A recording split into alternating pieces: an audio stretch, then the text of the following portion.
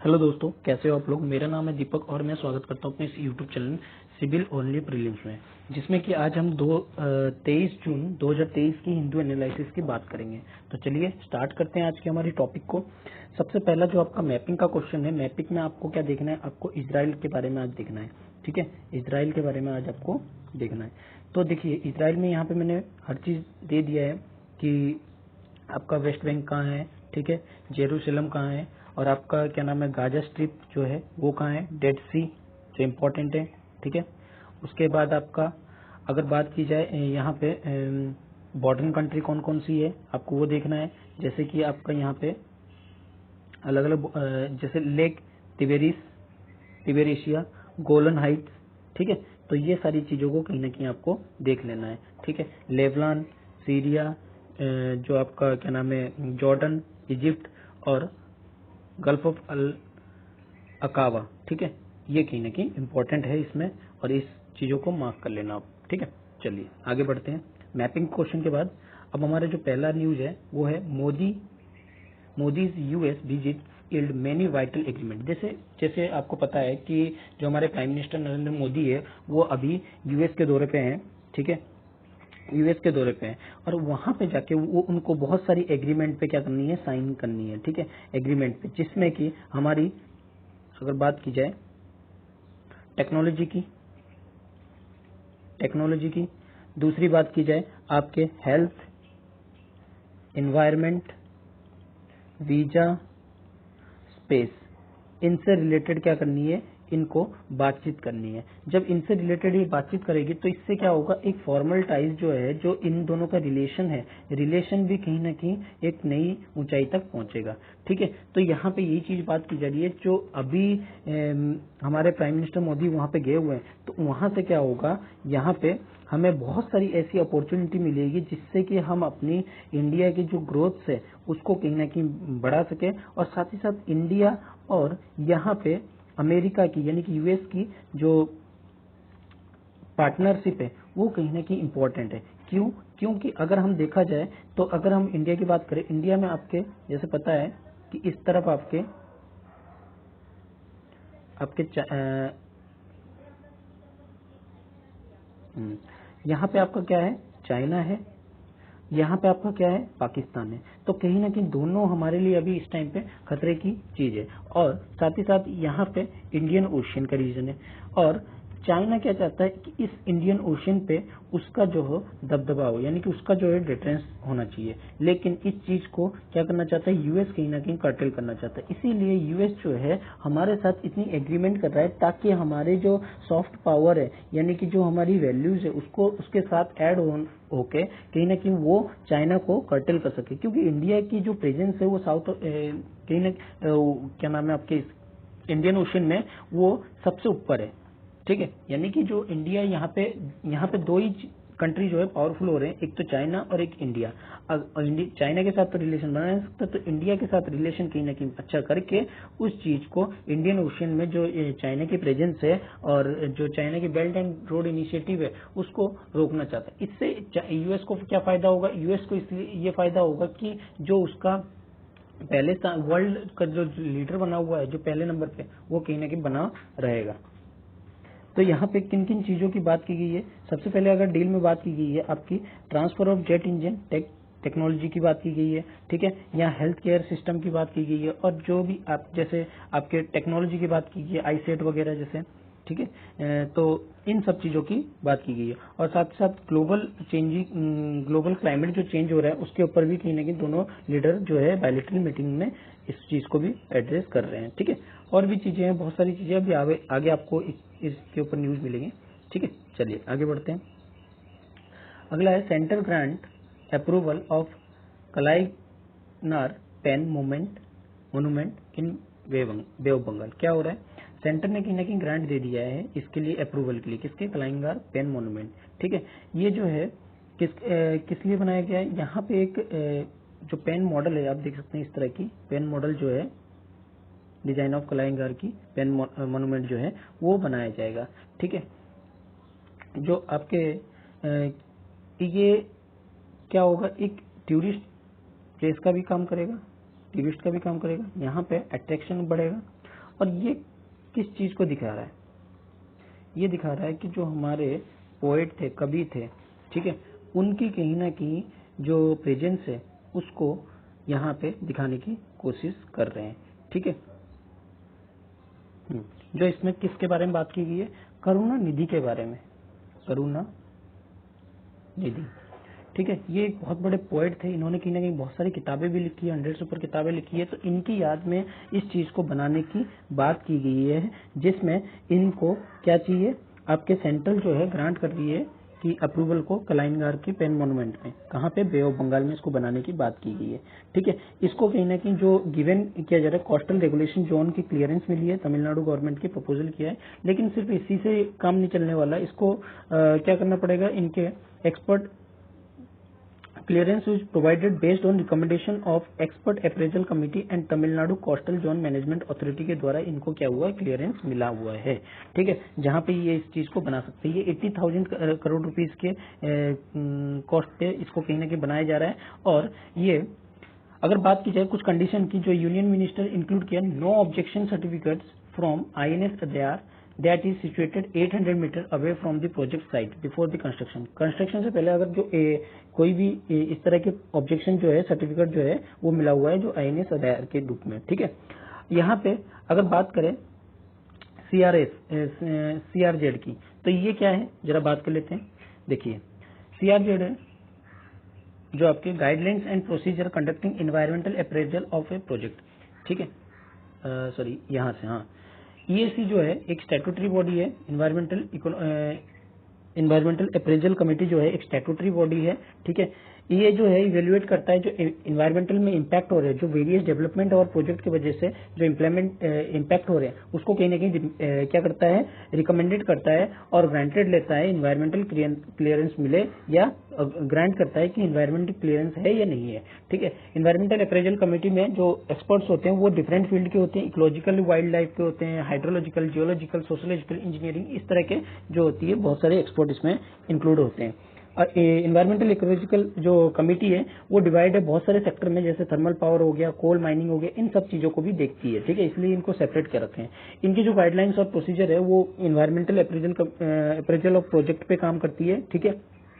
इनका जो प्रोजेक्ट है क्या क्या है, स्क्रीनिंग करना, ठीक है, स्क्रीनिंग में भी आपके कैटेगरी ए के प्रोजेक्ट को देखना है, कैटेगरी बी के प्रोजेक्ट को देखना है। स्क्रीनिंग में मतलब इन्वायरमेंटल जो डिसाइड करती है कि एक प्रोजेक्ट को इन्वायरमेंटल क्लियरेंस मिलेगा या नहीं है, और मिलेगा तो किस बेस पे मिलेगा, कैटेगरी ए पे मिलेगा या कैटेगरी बी पे मिलेगा। इनकी साइज को देखती है, इनके लोकेशन को देखती है, पोटेंशियल इम्पैक्ट को देखती है। अगर कैटेगरी ए की बात करें तो अप्रेजल जो है वो क्या कहती है, project are appraisal at a central level पे देखी जाती है, और EAC एंड मिनिस्ट्री इसको क्या करते हैं, स्क्रूटनाइज करते हैं। अगर बी की बात करें तो ये स्टेट लेवल पे होती है और इसको स्टेट एक्सपर्ट अप्रेजल कमेटी या स्टेट इन्वायरमेंटल इम्पैक्ट अथॉरिटी जो है इसके अंडर में आती है।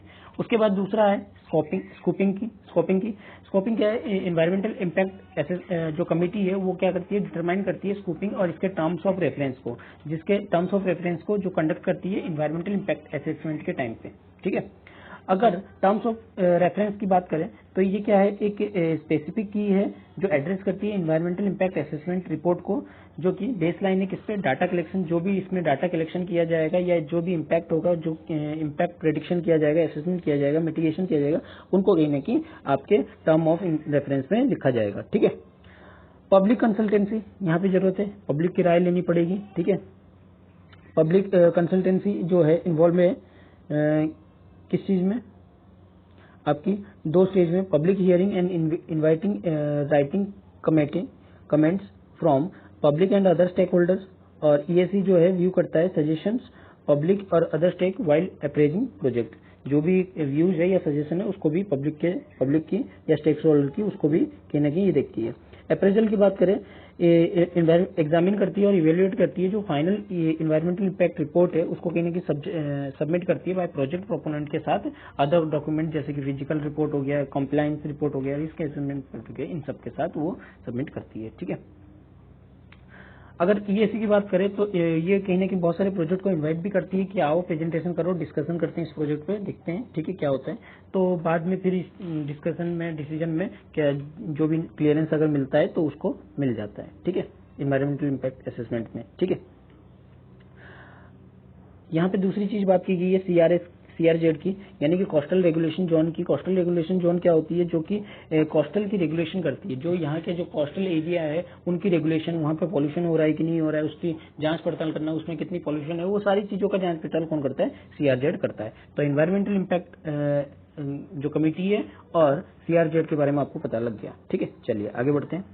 अगला है ED cannot seek anybody to interrogate in custody. देखिए क्या कह रहा है, ईडी जो है वो जो अभी एक रिपोर्ट आया कि आपको जो सीनियर काउंसिल है NR एलांगो ने, वो कहीं ना कहीं मद्रास हाईकोर्ट में अपेयर हुए। किस वजह से? जो मिनिस्टर है V सेंथी बालाजी, उनकी जो वाइफ है उनको कहीं ना कहीं इंटरोगेट के लिए कहा गया। ठीक है, तो डिमांड की गई, इंस्टीट किया गया कि जो उनके हस्बैंड है उनको कस्टडी इंटरोगेटिव के लिए इंस्टीट कीजिए। तो ईडी ने क्या कहा, ईडी को अभी जो हाई कोर्ट ऑफ जो आपका मद्रास है, उन्होंने कहा कि जो ईडी को ये अनुमति नहीं है कि वो कस्टडी में इंटरोगेटिव कर सके। वो कोई पुलिस ऑफिसर वगैरह तो नहीं है जो कि इंटरोगेटिव कर सकते हैं, लेकिन अगर इंटरोगेटिव करते भी है तो वो किस अंडर में कर सकते हैं? मामला के अंडर में तो बिल्कुल नहीं कर सकते। वो किस में कर सकते हैं? आपकी या तो inquiry under section 41 of criminal procedure में कर सकते हैं। ठीक है, या तो इसमें कर सकते हैं। ठीक है, या फिर आपको क्या करना पड़ेगा? 41 ऑफ द क्रिमिनल प्रोसीजर, या ED oppose by the contended that, sorry इस पे नहीं, एक्चुअली या तो ये कस्टमर एक्ट 1962 पे कर सकते हैं या फिर central goods service tax act पे कर सकते हैं, लेकिन मामला पे ये इंटरोगेटिव करना कहीं ना कहीं थोड़ा सा नहीं हो सकता। ठीक है, ये पावर नहीं दी गई है एसएचओ की, लेकिन ये पार्लियामेंट्री द्वारा जब अगर लगेगा कि पार्लियामेंट्री अगर कर सकती है तो इस पे पार्लियामेंट्री बात कर सकती है। ठीक है, तो यही चीज बता रहा है कि जो ईडी है उन्होंने कहीं ना कहीं उनको कहीं ना कहीं मना कर दिया गया है कि इंटरोगेटिव जो कस्टडी में है इंटरोगेटिव नहीं कर सकते हैं। ठीक है, चलिए आगे बढ़ते हैं। तो आप इसमें ईडी के बारे में जरूर पढ़ लीजिएगा, ईडी क्या है। ठीक है, इन्फोर्समेंट डायरेक्टर क्या है, जो पामला लॉ भी क्या है। ठीक है, पामला यानी कि जो मनी लॉन्ड्रिंग है हमारी, जो प्रिवेंशन ऑफ मनी लॉन्ड्रिंग, जो बाहर के पैसा आते हैं। देखिए यहाँ मनी लॉन्ड्रिंग के बारे में थोड़ा जान लेते हैं। मनी लॉन्ड्रिंग का मतलब क्या है? मनी को लॉन्ड्री करना, यानी कि मनी को साफ करना। जैसे कि, और ये मामला करता क्या है? मामला जो डिफरेंट तरह की जो मनी आती है, जैसे कि आप इंडिया में बैठे हो और अचानक से पाकिस्तान से पैसे आ जाए तो वहां पे क्या हो जाएगी, और बहुत अमाउंट में पैसे आ जाए तो पाकिस्तान वहां पे क्या हो जाएगी? ईडी एक्टिव हो जाएगी। ईडी क्या देखेगी कि यहाँ पे जो पैसा आया वो कहीं गलत तरीके से नहीं आया, कहीं ये टेररिस्ट एक्टिविटी के लिए तो नहीं आया। ठीक है, कहीं ये आपके साइबर सिक्योरिटी तो नहीं है। ठीक है, तो इस चीज को कहीं ना कहीं देखती है, और साथ ही साथ जो मनी लॉन्ड्रिंग है, यानी कि जो पैसा जो बाहर से आ रहा है, जो क्रिमिनल टेररिस्ट एक्टिविटी है, कि उनके लिए तो नहीं लग रहा है, तो इस चीज को देखने का काम करती है। और साथ ही साथ इन्फोर्समेंट डायरेक्टर भी इसको इम्प्लीमेंट करती है। ठीक है, इन्फोर्समेंट डायरेक्टर के बारे में आपको पता होना चाहिए, आपके इंट्रोडक्शन का लिखा हुआ है, उसकी पूरी आज डिटेल आप पढ़ेंगे। ठीक है, चलिए आगे बढ़ते हैं। Man arrested 17 year old detain in case. क्या हुआ? जब कोविन केस बताया गया था, अभी कोविन क्या है? हमारी एक ऐप है जिसके अंदर जितने भी लोग हैं, जो भी वैक्सीनेटेड लोग हैं, उनकी रिकॉर्ड रखने का काम करता है, रिकॉर्ड रखता है, और साथ ही साथ रिकॉर्ड के साथ साथ सर्टिफिकेट भी मुहैया करता है आपकी, और ये लोगों की बेनिफिशियरी को भी देखता है। मतलब जो लोग इस पे रजिस्टर कर रखे हैं, उन्होंने कितनी डोसेस लिया है, ठीक है, डोज कितना लिया है, कहाँ पे लिया है, और कब लिया है, वेन। ठीक है, और इनके डिटेल को भी कहीं ना कहीं यहाँ पे प्रिवेंट करती है। लेकिन अगर क्या हो जाए, यही डिटेल अगर लीक हो जाए तो कहीं ना कहीं ये हमारी किस चीज को दिखाता है? हमारी जो साइबर सिक्योरिटी है उस चीज के लिए खतरा है। और यहाँ पे डाटा लीक की बात की जा रही है। डाटा लीक से क्या होता है? प्रॉब्लम क्या है? डाटा लीक होगा तो हो जाने दो। एक्चुअली डाटा लीक से प्रॉब्लम क्या हो जाएगी आपकी? यहाँ पे अगर कॉन्स की बात करें तो इससे आपकी सारी डिटेल जो है वो अनवांटेड तरीके से लोगों के पास पहुंच जाएगी। उसका मिसयूज किया जा सकता है। मिसयूज कैसे? जैसे आपका आधार कार्ड है, अगर किसी ने मिसयूज करके उससे लोन लिया तो प्रॉब्लम है, मिसयूज हो सकता है। मनी लॉन्ड्रिंग में भी काम किया जा सकता है, ठीक है। साथ ही साथ अगर बात की जाए टेररिस्ट फाइनेंस में, तो इसमें भी आपकी हो सकती है। और जो साइबर सिक्योरिटी का केस है, डाटा लीक है, डाटा लीक से प्रॉब्लम क्या है, डाटा लीक हमारी कहीं ना कहीं दिखाती है जो हमारी प्राइवेसी है वो अभी तक मेंटेन नहीं है। जैसे कि मैंने कल बताया था कि सिर्फ 30% लोग जो है वो आपकी साइबर सिक्योरिटी के लिए काम कर रहे हैं, क्योंकि बाकी पोस्टें जो खाली है। किस लिए? क्योंकि यहाँ पे लोगों के पास एजुकेशन तो है लेकिन वो स्किल नहीं आ रही है, वो स्किल जो है डेवलप नहीं हो रही है, जिसकी वजह से इतनी सारी वैकेंसी जो है खाली है। और ये स्किल्स को कहीं ना कहीं हमें काम करना पड़ेगा, स्किल्स के ऊपर काम करना पड़ेगा, लोगों को एजुकेटेड करना पड़ेगा, लोगों को स्किल्स वगैरह जो है प्रोवाइड करनी पड़ेगी, और साथ ही साथ लोगों से जो इनसे रिलेटेड जो प्रॉब्लम है उनको कहीं ना कहीं जल्द से जल्द टैकल करना पड़ेगा। नहीं तो इस तरह की जो केसेस है और भी निकल के आएंगे और ये लोगों की जो प्राइवेसी है उसके लिए बहुत बड़ा कंसर्न बन जाता है। अगर आप मान लीजिए, आप सपोज करो, देखिए डाटा लीक कैसे होता है। आप एक एग्जांपल देता हूं, आप फोन पे बात करते हो, ठीक है। मान लीजिए किसी हेल्थ सेंटर में आपने चेकअप करवाया, ठीक है, मतलब हॉस्पिटल में चेकअप कराया, और वहां में आपने अपनी आईडी कार्ड जो है वो प्रोवाइड किया, ठीक है। आईडी कार्ड जो है वो क्या किया, प्रोवाइड किया। अब जैसे ही आपने आईडी कार्ड प्रोवाइड किया तो उससे प्रॉब्लम क्या हुआ, उन्होंने अपनी कंप्यूटर सिस्टम पे इसको ऐड कर लिया, ठीक है, कंप्यूटर सिस्टम पे इसको ऐड कर लिया। अब जब कंप्यूटर सिस्टम में ऐड कर लिया तो ये डाटा सीधा कहां पहुंच जाता है, अलग अलग कंपनियों में, अलग अलग हॉस्पिटल्स में पहुंच जाता है, अलग अलग आपके क्या नाम है इंश्योरेंस सेक्टर में पहुंच जाता है, जिससे इंश्योरेंस वाले क्या करते हैं, आपको कॉल करते हैं कि ये आप इंश्योरेंस ले लो, आपको एक लाइफ के साथ दूसरी लाइफ फ्री मिलेगी, ठीक है। तो इस तरह की स्कीम ला के लोगों को परेशान करते हैं। तो ये क्या है, डाटा लीक ही तो है, ठीक है। तो ये कहीं ना कहीं प्राइवेसी का कंसर्न है। आपकी जो बीमारी है, आपकी जो परेशानी है, वो क्या हो रहा है, अब दूसरों लोगों के साथ अनवील हो रहा है, ठीक है, लोगों के सामने खुल रहा है। तो आपकी जो कमियां हैं, आपकी जो अच्छाइयां हैं, वो लोगों के सामने पता लग रही है। तो इससे क्या है, एक कंसर्न हो रहा है डाटा प्राइवेसी को लेकर। तो यहाँ वही चीज बताई जा रही है कि जो कोविन का केस हुआ था उसमें एक 21 साल के लड़के को बिहार से अरेस्ट किया गया और 17 साल के लड़के को डिटेन किया गया कोविन डाटा लीक के प्लेटफॉर्म पे, ठीक है। अब जो 21 साल का जो लड़का है वो क्या है, एक बैचलर डिग्री है टेक्नोलॉजी के मामले में, ठीक है। कोऑर्डिनेट की उसने according to the police was behind creation of Telegram bot, उसने एक टेलीग्राम बोट बनाया था कि जनक्लोज the bot was acting an interface between flaws in CoWIN data and alleged hackers is later were able to siphon off and download the entire data based vaccine beneficiary। तो इस तरह से इसने डाटा को क्या किया था, डाउनलोड किया था, बॉट बनाया था टेलीग्राम पे, उसी के बेस पे उसने डाउनलोड किया। चलिए अगला जो है जेट इंजन टेक ट्रांसफर। देखिए दो चीजें यहाँ पे भी, GE एरोस्पेस और HAL sign MOU manufacturing jet engine, ठीक है। अब यहाँ पे क्या है, देखिए दोनों को मैं एक ही साथ समझा देता हूँ।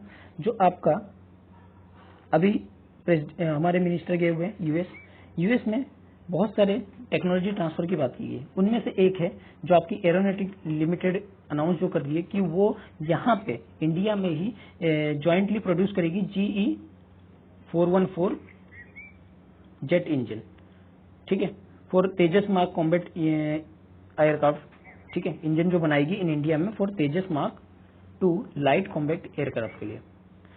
यूएस ऑफिशियल में भी इस चीज को बताया गया है कि कहीं ना कहीं अनाउंसमेंट जो है appearing will be pattern themselves on the back of deal once official describe Indian side surprising and thrilling by the steps and America able to take overcome bureaucratic route। देखिए क्या है, अब यहाँ पे डिफेंस मिनिस्टर की बात की जाए तो दो कंट्री की कहीं ना कहीं इनॉग्रल सेशन में बताया गया था कि एक इनोवेटिव प्लेटफॉर्म बनाया जाएगा इंडस एक्स के नाम से, India plus US, Indus x, ठीक है। जून 21 की बात की गई थी और जून दिसंबर वाशिंगटन डीसी में और जून 21 में होस्टेड किया गया था इंडियन बिजनेस काउंसिल को, और जहां पे पोस्टर किया गया था किस चीज के बारे में, डिफेंस इंडस्ट्री कोलैबोरेशन की, यानी कि दोनों तरफ से डिफेंस को कहीं ना कहीं कोलैबोरेशन को तेज किया जाए, ठीक है। और यहाँ पे बात की जा रही है कि जो नई चीफ असेंबली है उसको भी कहीं ना कहीं फैसिलिटेट किया जाए, इन्वेस्टमेंट किया जाए, और कहाँ पे, गुजरात में आपको, और इंडिया और गुजरात जो गवर्नमेंट है उन्होंने कहीं ना कहीं दो from Indian and Gujarat government totalling 2.7 billion का जो है यहाँ पे इन्वेस्टमेंट की बात की गई थी। ठीक है, यही चीज यहाँ पे अगर बात की जाए तो जी एरोस्पेस ने जो हेलीकॉप्टर क्या है आपका हिंदुस्तान एरोनॉटिक लिमिटेड जो है प्रोड्यूस करेगी fighter jet engine indigenous light combat aircraft के फॉर्म में। ठीक है, जो लाइट कॉम्बैट एयरक्राफ्ट है उनके फॉर्म में क्या करेगी, जो आपकी हिंदुस्तान एरोनॉटिकल लिमिटेड है वो प्रोड्यूस करेगी फाइटर जेट इंजन को। ठीक है, जिससे कि जो प्रोडक्शन है इंडिया में हो सके, जो कि आपका F414 इंजन हो गया। ठीक है, जो अनमैच्ड है। ठीक है, और जो LCA MK2, ठीक है, F404 इंजन जो पावर में है किसमें, LCA MK1 और MK1A में। ठीक है, कौन सी इंजन, F404 और 414 की बात की जा रही है, जो कि आगे हमारे लिए बहुत ज्यादा जरूरी है। और बात की जाए तो 1986 में GE began work with aeronautical development engine agency HAL विथ F404 इंजन की फॉर LAC प्रोग्राम के लिए। अब तक की अगर बात की जाए इन टोटल 75 F404 इंजन जो है डिलीवर कर चुके हैं। अनदर 99 ऑर्डर में है LCA MK1 के लिए। ठीक है, 8414 जो है इंजन जो है अभी भी डिलीवर पार्ट है ongoing delivery programme LCA MK2 के लिए। ठीक है, तो यहाँ पे ये सारी चीजें बात की जा रही है कि किस तरह से इंडिया में इन्वेस्टमेंट को इंक्रीज किया जाए। इंडिया में जो एरोनॉटिकल जो इंजन वगैरह है जो बेनिफिट कर सकती है हमारी डिफेंस सेक्टर को, उनको कहीं ना कहीं इंडिया में बनाने की बात की जा रही है। ठीक है, यहाँ पे अगर मान लीजिए ये जो है क्वेश्चन आ सकता है F414 क्या है, तो आपको पता होना चाहिए ये इंजन जो इंजन है पावर है जो फिफ्थ जनरेशन की है, ट्विन इंजन है, जो advancement medium combat aircraft MK1 के लिए is in drawing board and required more powerful engine. F414 भी पावरफुल एयरक्राफ्ट है यूज विथ 8 नेशंस, जो 8 नेशंस अभी यूज कर रहे हैं। ठीक है, समझ में। तो F414 F404 ये सब क्या है, एक इंजन है, और ये फिफ्थ जनरेशन की twin engine advancement medium combat aircraft है। ठीक है, चलिए आगे बढ़ते हैं। PM gift US first lady lab growth diamond. देखिए यहाँ पे बात की है लैब ग्रोन डायमंड की, बस इसी के ऊपर बात करनी है कि ये क्या है, इको फ्रेंडली है, लेबोरेटरी ग्रोन है, और कहीं ना कहीं इंडिया के लेबोरेटरी में इसको बनाया गया, तो ये चीज बताई जा रही है। और इन्होंने कहीं ना कहीं जो PM है हमारी, उन्होंने फर्स्ट लेडी यानी कि US के जो प्रेसिडेंट है उसके जो वाइफ है उनको कहीं ना कहीं गिफ्ट किया है आपकी लैब ग्रोन डायमंड को। तो इनके बारे में जान लेते हैं लैब ग्रोन डायमंड क्या है। सबसे पहले अगर बात की जाए लैब ग्रोन डायमंड क्या है, लैब ग्रोन डायमंड जो है मैन्युफैक्चरिंग होती है लेबोरेटरी में, और oppose to naturally occurring diamond, यानी कि ये नेचुरली अकरिंग डायमंड नहीं है, जो नेचर से निकलता है वो डायमंड नहीं है, ये केमिकली कंपोजिशन होता है। इसका फिजिकल और ऑप्टिकल प्रॉपर्टी जो होती है वो भी सेम होती है, दोनों ही सेम होती है। और नेचुरली अकरिंग डायमंड जो है, जो मिलियन ईयर लगते हैं बनने में, इसको इतना टाइम नहीं लगता है बनने में, इसको क्या किया जाता है, और जो नेचुरली अकरिंग डायमंड है उसको कहीं ना कहीं कार्बन डिपोजिट करनी पड़ती है, म्यूरेट के जो कार्बन दबे रहने के कारण से, जो अर्थ की जो एक्सट्रीम हीट और प्रेशर पड़ने के कारण से, तब जाके ये क्या बनते हैं, एक डायमंड बनते हैं। लेकिन अगर इसकी बात की जाए, ये मोस्टली मैन्युफैक्चरिंग इन दो प्रोसेस, एक हाई प्रेशर की वजह से, ठीक है, हाई प्रेशर टेम्परेचर मेथड की वजह से, और केमिकल वेपर डिपोजिशन की वजह से ये बनता है। ठीक है, हाई प्रेशर हाई टेम्परेचर, और अगर बात की जाए केमिकल वेपर डिकम्पोजिशन की मेथड जो है ग्रोइंग करती है डायमंड आर्टिफिशियल को, जो कि उनके बीच से, जो कि एक अनदर स्लाइस होती है डायमंड की। ठीक है, ये मेथड जो है सीड्स की along the pure graphite carbon, जो प्योर ग्रेफाइट कार्बन पे यूज की जाती है, इज एक्सपोज टेम्परेचर कितने डिग्री पे, 1500 डिग्री सेल्सियस पे, और ये बहुत ज्यादा हाईली टेम्परेचर होती है। ठीक है, प्रेशर होती है, हाई प्रेशर पे ये बनाया जाता है। ठीक है, तो अगर इसकी बात की जाए CVD की, यानी कि केमिकल वेपर डिपोजिशन की बात करें, ये मेथड क्या करती है, सीड्स को हीट करती है 800 डिग्री सेल्सियस तक इनसाइड द सील्ड चैम्बर में। ठीक है, जो कि कार्बन गैस से फिल्ड होती है, और इस गैस को क्या करती है, स्टिक कर देती है सीड्स के साथ, जिससे कारण से डायमंड जो होती है बिल्ड होते हैं, स्टार्ट हो जाती है। इसकी अगर एप्लीकेशन की बात की जाए, एप्लीकेशन किस लिए किया जाता है, जो इंडस्ट्रियल पर्पज ऑफ मशीन के लिए किया जाता है, टूल्स वगैरह के लिए किया जाता है, हार्डनेस के लिए किया जाता है, एक्स्ट्रा स्ट्रेंथ देने के लिए काम किया जाता है, जैसे कटर वगैरह के लिए इन सब में किया जाता है। इसका जो प्योर सिंथेटिक डायमंड है उसका यूज किस लिए किया जाता है? इलेक्ट्रॉनिक हीट स्प्रेडिंग के लिए, हाई पावर लेजर डायोड के लिए, लेजर एरियर के लिए, और हाई पावर ट्रांजिस्टर के लिए।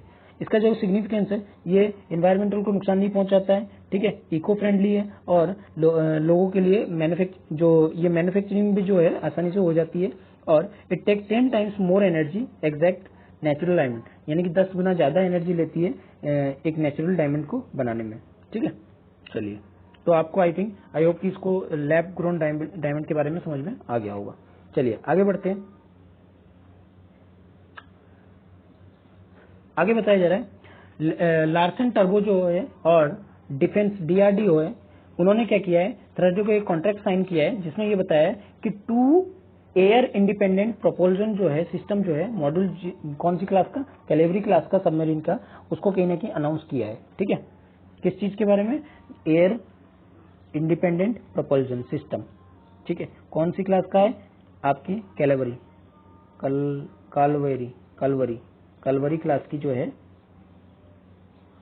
क्या है ये आपका सबमरीन है जो इन्होंने अनाउंसमेंट किया है। ये क्या करेगा, जो एंडोरेंस है कन्वेंशनल सबमरीन की, उसकी वैल्यू को कहीं बढ़ाएगा और इनकी निश टेक्नोलॉजी को भी इंक्रीज करेगा, ठीक है।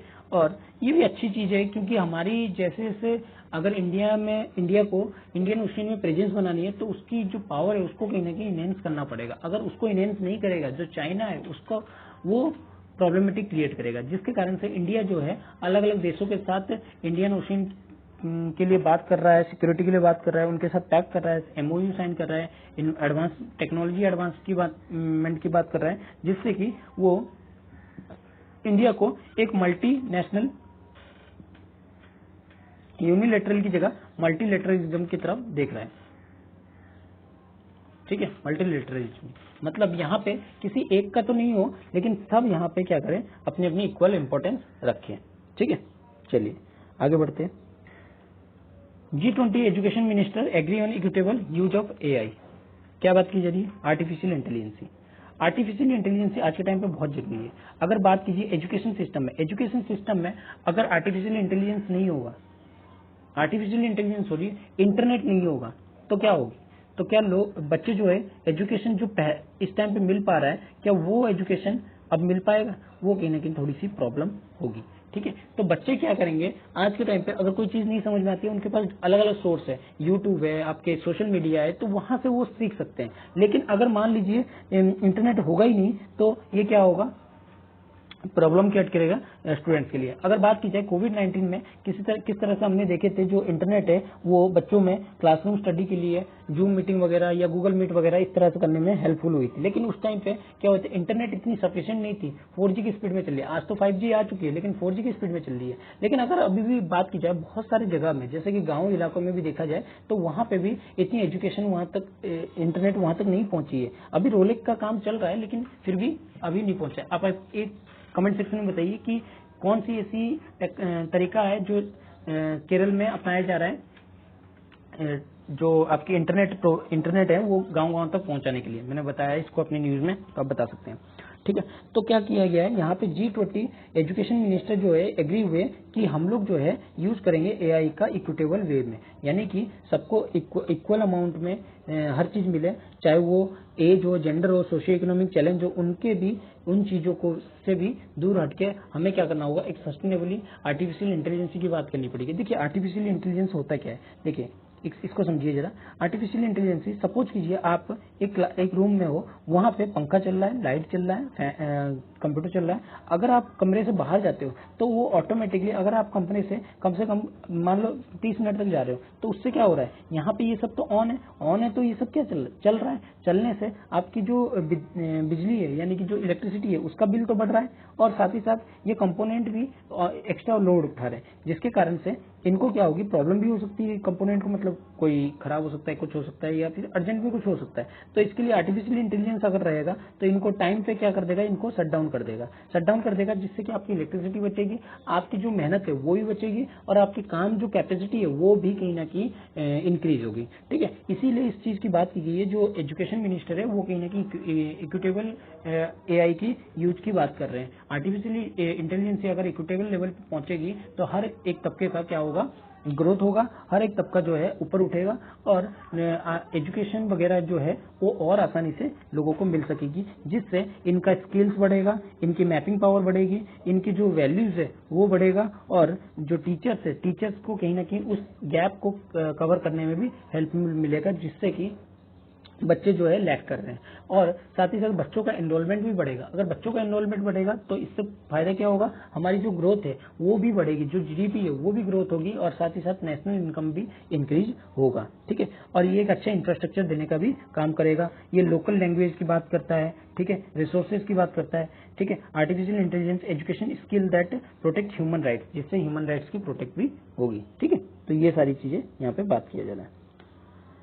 अब देखिए अगला न्यूज है, NCDRC fine Delhi based hospital 1.5 crore for negligible during IVF. देखिए उस एनसीडीआरसी जो ये टॉपिक है, इसको बात करने से पहले सबसे पहले हम बात कर लेते हैं एनसीडीआरसी है क्या। अब देखिए एनसीडीआरसी एक क्वासी जुडिशियल कमीशन है जो कंज्यूमर प्रोटेक्शन एक्ट 1986 में फॉर्म हुआ था। कैसा है ये, क्वासी जुडिशरी, ठीक है, आधी पावर जुडिशरी के, आधी पावर सिविल की। It address grievances aggrieved consumer, जहां पे वैल्यू कितना है 1 करोड़ तक है, तो वहां पे कहीं ना कहीं ग्रीवेंसेस को या फिर एड्रेस करता है। जो इसको स्टेब्लिश किया गया था 1988 में, इसकी हेडक्वार्टर दिल्ली में है।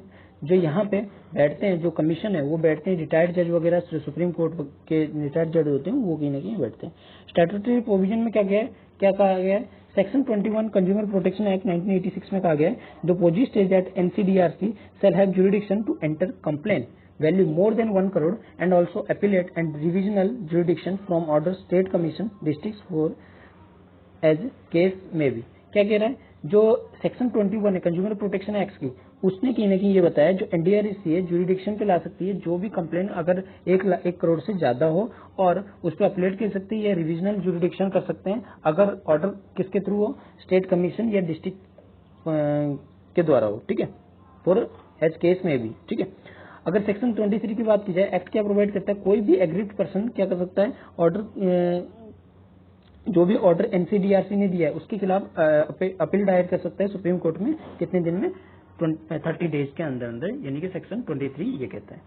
अब मामला हुआ क्या है, देखिए एनडीआरसी का जो केस हुआ है यहाँ पे क्यों रोल में आया है। एक वेस्ट दिल्ली में हॉस्पिटल है, हाँ वेस्ट दिल्ली में हॉस्पिटल है जो कहीं ना कहीं जो विटल आईवीएफ जो प्रोसीजर है उसको कहीं ना कहीं खराब कर दिया, किसके द्वारा, जो हैदराबाद बेस्ड कपल ने द्वारा दिया गया था। और बाय यूजिंग डोनर सीमेंस, जो डोनर सीमेंस था did not long to husband has been instructed by national consumer dispute redressal committee. देखिए क्या हुआ है, इसको सिंपल भाषा में समझो। एक हस्बैंड वाइफ गए, उन्होंने कहा कि इन विट्रो फर्टिलाइजेशन करना चाहते हैं, तो जिसके डोनर जो भी था वो उनके फादर थे, तो उन्होंने क्या किया, स्पर्म दिया। तो जब उसको वुमेन्स की बूम में इंजेक्ट किया गया तो कुछ महीने के बाद क्या हुआ, उस वुमेन ने एक बच्चे को, 2 ट्विंस को जन्म दिया। लेकिन जब ब्लड रिपोर्ट आई तो लड़कियों का जो रिपोर्ट है, जो ब्लड है उसका क्या था, ब्लड ग्रुप जो था मिस्टर टंडन का वो बी पॉजिटिव था, जबकि उनके हस्बैंड का ओ नेगेटिव था, और जो बच्चे उनके ए बी पॉजिटिव था। तो उनको यहाँ पे कहीं ना कहीं शक हुआ पैटर्निटी के ऊपर, तो उन्होंने क्या किया, जाके उसका चेकअप कराया। तो उनसे क्या मिला कि जो बायोलॉजिकल फादर है वो मिस्टर टंडन जो हस्बैंड है वो तो बायोलॉजिकल फादर है ही नहीं इन बच्चों के। तो इसके बिहाफ पे कपल्स ने क्या किया, कंज्यूमर कोर्ट पे कंप्लेन दायर किया, जिनको 2 करोड़ रुपए की एलिगेशंस नेग्लिजेंस की बात की गई। तो यहाँ पे दिल्ली एनसीडीसीआर ने क्या किया, फाइन लगाया दिल्ली वेस्ट हॉस्पिटल पे, कितने करोड़ का, 1.5 करोड़ का, किस वजह से, जो नेग्लिजेंस किया ड्यूरिंग आईवीएफ में। ठीक है, तो इस तरह के केस भी सोचिए आते रहते हैं। चलिए आगे बढ़ते हैं। अमिट search for Titan lesson for propose Indian submarine life. क्या है बताया जा रहा है, एक टाइटन सबमरीन था जिसने साइंटिस्ट को लेके गया था। ठीक है, उसको कहीं बात की जा रही है कि जो चांसेस है सर्वाइवल की वो कहीं ना कहीं बहुत कम है। ठीक है, जो कि 5 लोग की सोच रहे हैं कि डेथ हो गया है। ठीक है, जो टाइटैनिक के जो ब्यूरियल है उसकी खोज के लिए गए थे, वहां पे इनका सिग्नल टूट गया और सिग्नल टूटने के कारण से ये लापता हो गए और सबको ये लग रहा है कि चांस है कि ये अब तक जिंदा नहीं होंगे। ठीक है, तो आगे क्या बात की जा रही है? आगे बात की जा रही है कि किस तरह से इनको सेव किया जाए। जो आगे की जो इस तरह की कंडीशन होने वाली है, क्या जो रिसर्चर है उनको इस तरह की चीजें यानी कि जो सेफ्टी वगैरह मेजरमेंट वगैरह है क्या सही नहीं है, क्या मैन्युफैक्चरिंग चीजें जो है ठीक नहीं तरह से काम कर रही है, ठीक है, जो मतलब टेक्नोलॉजी वगैरह, तो इस पे सवाल उठता है। तो अभी बात की जा रही है कि जैसे नेशनल इंस्टीट्यूशन ओशन टेक्नोलॉजी जो चेन्नई में है, विच प्रोसेस डेजिग्नेटेड समरसिबल मत्स्य 6000, जो क्या करेगी 3 इंडियंस को लेके जाएगी कितने 6000 मीटर में डेप्थ में इंडियन ओशन के। ठीक है, और ये क्या है, सिंथेटिक फॉर्म की बात की जा रही है। एक फ्लोटिंग डिवाइस होगी जो राइज करेगी ऊपर की तरफ एंड हेल्प करेगी determine physical location of submersible and even if unable to resurface, मतलब सरफेस में जाए बिना वो क्या करेगी, समरसिबल को क्या करेगी, लोकेट करेगी। ठीक है, तो जिससे कि इनकी सेफ्टी जो है वो भी रहेगी और कहीं ना कहीं इनकी सेफ्टी इंश्योर करनी जरूरी है। अगर सेफ्टी इंश्योर नहीं होगी तो लोग क्या करेंगे, रिसर्च करने में डरेंगे। तो सबसे पहले तो आपको क्या करना पड़ेगा, इनकी सेफ्टी का बिल्कुल ध्यान रखना पड़ेगा। जो गाइडलाइंस है, जो रूल्स है, उनको कहीं ना कहीं स्ट्रिक्टली इम्प्लीमेंट करनी पड़ेगी ताकि इस तरह के एक्सीडेंट जो है वो आगे की तरफ में ना हो। और इनको टेक्नोलॉजी इक्विपमेंट भी देना चाहिए जिससे कि ये खुद भी सर्वाइव कर सके। ठीक है, देखिए हैपनिंग मिस हैपनिंग हो सकता है, लेकिन अगर उसको बार बार रिव्यू किया जाए, रीचेक किया जाए, तो सभी मेजर्स को कहीं ना कहीं उसको भी स्टॉप किया जा सकता है। ठीक है, चलिए आगे बढ़ते हैं।